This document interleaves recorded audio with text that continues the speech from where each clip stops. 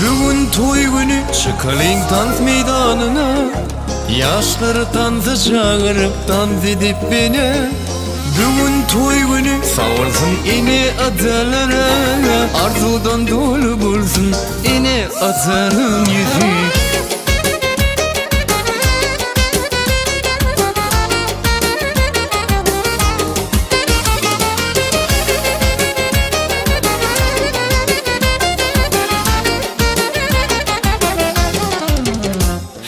Kutlu edilir, koşkular aydır yaşları kutlap dansa çıkıyor.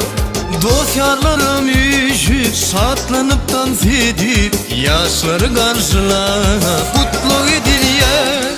Bugün toy günü çıkaling dans meydanına, yaşları dansa çağırıp dans edip beni.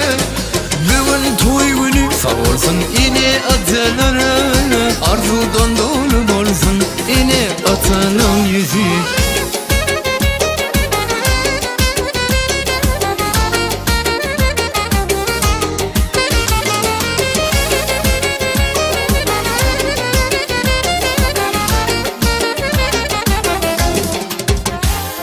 Arzu edilir, aydınlar aydılıyor, yaşları kutlap dansa çıkıyor. Yine atalarımı şeyle kuvanyalar, yaşları karşılap kutlu edilir.